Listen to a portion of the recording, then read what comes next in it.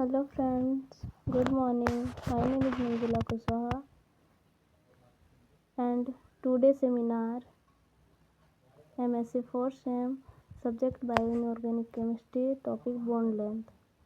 सबसे पहले मैं आज आप लोग को बताना चाहूँगी बॉन्ड लेंथ के बारे में। बॉन्ड लेंथ होता क्या है, सबसे पहले इसका कंटेंट देखते हैं। कंटेंट में है introduction, bond length, measurement of radius, radio, coordination, polyhedra, calculation. सबसे पहले देखते हैं बॉन्ड लेंथ। बॉन्ड लेंथ होता क्या है, तो बॉन्ड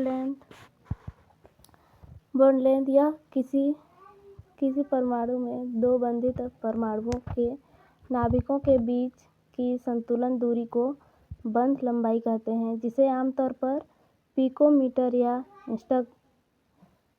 एंगस्ट्रॉम में मापा जाता है। यह वह औसत दूरी होता है जहां आकर्षण और प्रतिकर्षण बल संतुलित होते हैं, और बंध लंबाई को प्रभावित करने के लिए यह प्रमुख कारकों में परमाणु का आकार, बंध बहुलता, ट्रिपल डबल बॉन्ड शामिल होते हैं इसमें।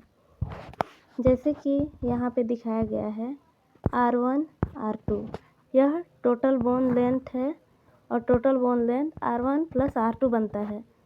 दोनों बॉन्ड के बीच में यह लेंथ बनता है।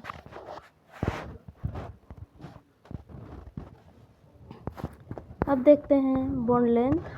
तो बॉन्ड लेंथ जैसे कि मैंने बताया कि दो बॉन्ड के बीच में आपस में बॉन्ड बनते हैं, वो बॉन्ड लेंथ होता है। जैसे R1 + R2 दोनों मिलते हैं तो आपस में बॉन्ड बनाते हैं। अब देखते हैं bond length and measurement of radius coordination polyhedra. तो मेजरमेंट ऑफ रेडियस यह क्या होता है, यह मेजरमेंट ऑफ सिस्टम। तो मेजरमेंट ऑफ रेडियस, इसमें इसको डी ब्रॉगली द्वारा 1924 में इसको दर्शाया गया था y = hmv से।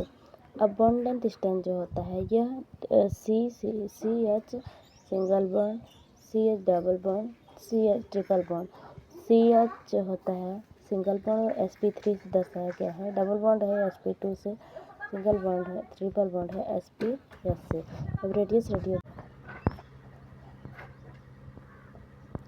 उसमें factor of active bond length देखते हैं। तो factor of active bond length में बॉन्ड लेंथ एटॉमिक साइज का होता है।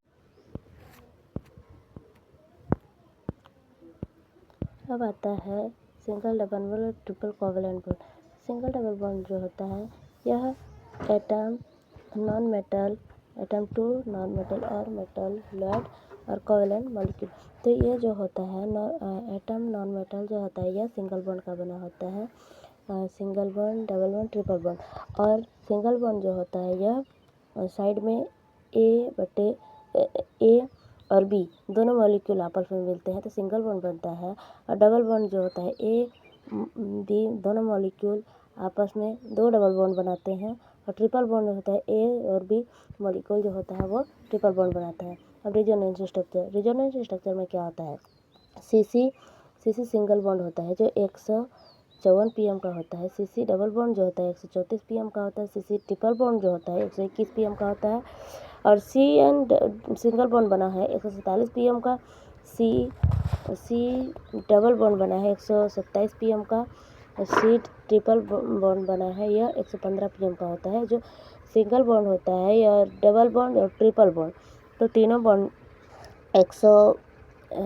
सी बराबर 143 pm का है। सिंगल बॉन्ड बना है सी बराबर 0 pm का है, 122 pm का है। सी ट्रिपल बॉन्ड 113 pm का। ये double bond, single bond, double bond, triple bond तीनों बॉन्ड आपस में बने हैं। तो यह बॉन्ड लेंथ कंप्लीट होता है। अब bond order and bond length.